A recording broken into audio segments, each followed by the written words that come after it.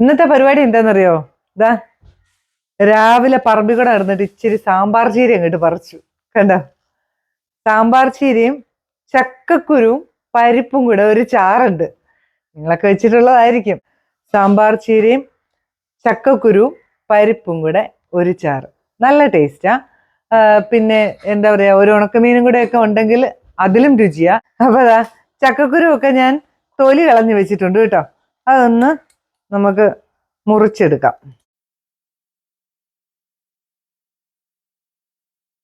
ചക്കക്കുരു ഒക്കെ നമുക്ക് ചെറുതായിട്ട് അങ്ങ് മുറിച്ചെടുക്കാവേ. എന്നിട്ട് ഇനി എങ്ങനെ ഉണ്ടാക്കുന്നത് നോക്കണ്ടേ? വായോ. നമ്മളെ വെള്ളത്തിൽ ഇട്ട് വെച്ചിട്ടുണ്ടായിരുന്നേ. 3-4 പ്രാവശ്യം കഴുകിയിട്ട് വെള്ളത്തിൽ ഇട്ട് വെച്ച പരിപ്പ് ഒരു പിടുത്തം എടുത്തിട്ടുള്ളൂ കേട്ടോ, ഒരുപാട് വേണ്ട.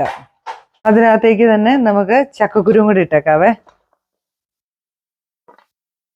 ഒരു പച്ചമുളക് മുറിച്ചിട്ടേക്ക്, ഒരു തക്കാളി,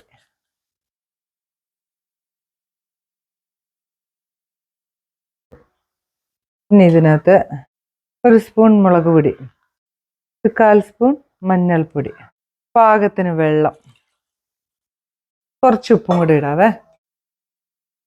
ഈ പച്ചമുളകും കൂടെ അങ്ങ് ഇട്ടേക്കാം. 2 പച്ചമുളക് ഇട്ടിട്ടുണ്ട് കേട്ടോ.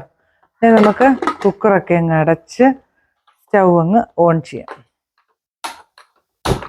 ഇനി ഇത് നല്ല പോലെ അങ്ങ് വെന്തോട്ടെ. ആ സമയത്ത് നമുക്ക് താണ്ടേ നമ്മുടെ ഇലയൊക്കെ അങ്ങ് അരിയാം. ഇത് നല്ല പോലെ അങ്ങനെ അരിഞ്ഞൊന്നും വെക്കണ്ട കേട്ടോ, ഇത് നല്ലപോലെ വെന്ത് പോകുന്ന ചീരയാണേ. അപ്പം അതുകൊണ്ട് തന്നെ ഈ തണ്ടൊക്കെ അടക്കം ഇങ്ങനെ മുഴുത്തതായിട്ട് മുറിക്കാം. ചീരയൊക്കെ അരിഞ്ഞു വെച്ചു. ഇനി നമ്മൾ ചെയ്യാൻ പോകുന്നത് എന്നാന്നറിയോ? ഇതാ നമ്മുടെ തേങ്ങയില്ലേ, തേങ്ങയും ഒരു മുറി തേങ്ങ വേണ്ട കേട്ടോ, അതിന്റെ പകുതി എടുത്തിട്ടുള്ള തേങ്ങ. ഇതിന് ഒരുപാട് തേങ്ങ വേണ്ട. ഇതാ 4 ചെറിയ ഉള്ളിയും ഒരു പിഞ്ച് ചെറിയ ജീരകവും ഒരു പിഞ്ച് മഞ്ഞൾപ്പൊടിയും കൂടെ ചേർത്ത് നല്ല നെയ്യ് പോലെ അരച്ചെടുക്കണം കേട്ടോ. ഇച്ചിരി വെള്ളവും കൂടെ ചേർത്ത് അരച്ചെടുത്തോണ്ട് വരാം. ഇതാ നമ്മുടെ പരിപ്പും ചക്കക്കുരുവും ഒക്കെ നന്നായിട്ട് വെന്തിട്ടുണ്ട് കേട്ടോ. ഓക്കെ, ആഹാ. നമുക്കിനി ഇത് വേറൊരു പാത്രത്തിലേക്ക് മാറ്റാം, ചട്ടിയിലേക്ക് മാറ്റാം. നല്ലപോലെ വേകണം, എന്നാലേ അതിന്റെ ഒരു ടേസ്റ്റ് വരുള്ളൂ കേട്ടോ. കുറച്ച് വെള്ളം കൊണ്ട് ഒഴിക്കും. ഇനി ഇതൊന്ന് തിളക്കട്ടെ. കറിയൊക്കെ ഒന്ന് തിളച്ചു വന്നേ. ആ സമയത്ത് നമ്മുടെ ചീര ഇട്ട് കൊടുക്കാം. ഇതൊന്ന് വെന്തതിന് ശേഷം നമുക്ക് അരപ്പ് ചേർത്താൽ മതിയേ.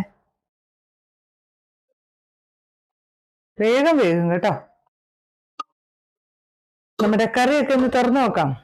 എന്താ, ചീരയുടെ ഇലയൊക്കെ നല്ല പോലെ വെന്തിട്ടുണ്ട് കണ്ടോ. ഇനി നമ്മുടെ അരപ്പങ്ങ് ചേർത്ത് കൊടുക്കാം. നല്ല പോലെ അരച്ചു കൊണ്ടുവന്ന നമ്മുടെ അരപ്പാണ് കേട്ടോ. ഒരു ഇച്ചിരി വെള്ളം ഒഴിച്ചു കൊടുക്കാം, മതി.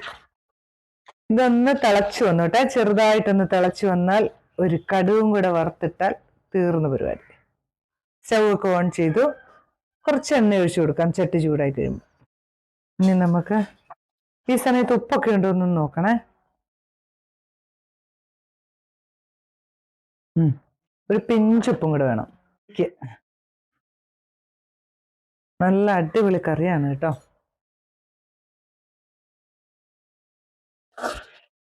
ചട്ടി ചൂടായിട്ടുണ്ട്.